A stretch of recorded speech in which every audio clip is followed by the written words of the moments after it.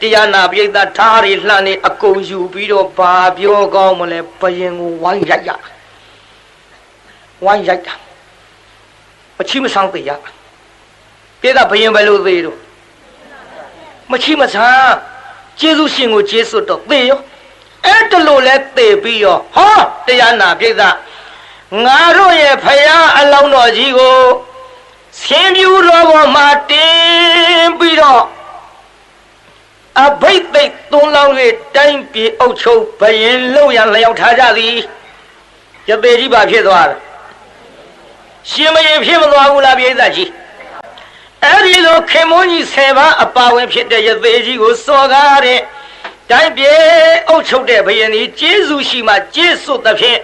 အခုတိုင်းသူပြည်သားနှိပ်စက်တဲ့ဓာတ်နဲ့တရားနာပိဋကအသက်မဆုံးဘူးလားအခုရသေးကြီးပါဖြစ်သွားတယ်ရသေးကြီးရှင်မရင်ဖြစ်သွားပြီ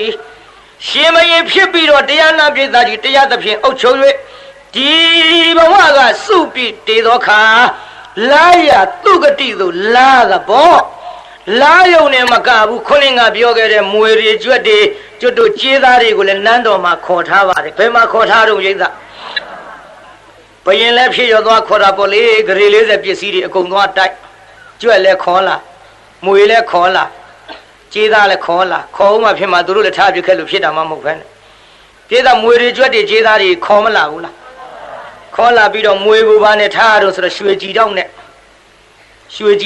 မွေရခေတာမဟုတ်ဘူးမကြွက်ကိုပါနဲ့ထားရတော့ဆိုတော့ရွှေရိုင်းနဲ့ကျေးသားလေးပါနဲ့ထားရတော့ဆိုတော့အဲ့ဒီရွှေတွေကိုတရားနာပိဋကအခိုင်အခက်တွေလုံးပြီးတော့သူကဟိုတုန်းကကျွတ်တို့လက်ပံမင်းကြီးနေခဲ့ရတယ်အခုတော့ရွှေပင်ကြီးပေါ့ဗျာပိဋကကျေးသားလေးကဘာပင်ကြီးနေရဒါကြောင့်ဒီကနေ့တရားကတော့ဖြင့်ပိဋကကြီးသဘောပေါက်သွားပါလား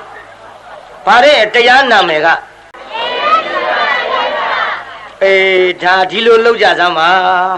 ဒီနေ့တော့တရားနာပိဋကကျေးဇူးရှိမှကျေးစွရဆိုတဲ့ဇလန်းကလည်းနှိဋ္ဌိတန်လို့ဥပရိသနည်းနည်းလေးမှတ်စမ်းပါပြု။ခိုင်းဆိုသားနောက်ကတော့ကြဟိုမိမလျှော့နဲ့ရိုးဖြစ်သွားမှာဆိုကြည့်စမ်းပြု။ဒုထာကုမာရမင်းသားကဒေဝရအလောင်းမွေကရှင်သာရိပုတ္တရာအလောင်းကျွက်ကရှင်မောဂလန်အလောင်းကျေးသားကရှင်အာနန္ဒအလောင်းရသေးကြီးကဖယားအလောင်းဇပ်ပေါင်းတာသိပလားပြုကဲအိမ်ပြန်ဖို့ကြပါစို့အတ္တဂေဟေပြောသမျှဟောသမျှတွေကသဘောမကြပင်အပြစ်တွေကလည်းရင်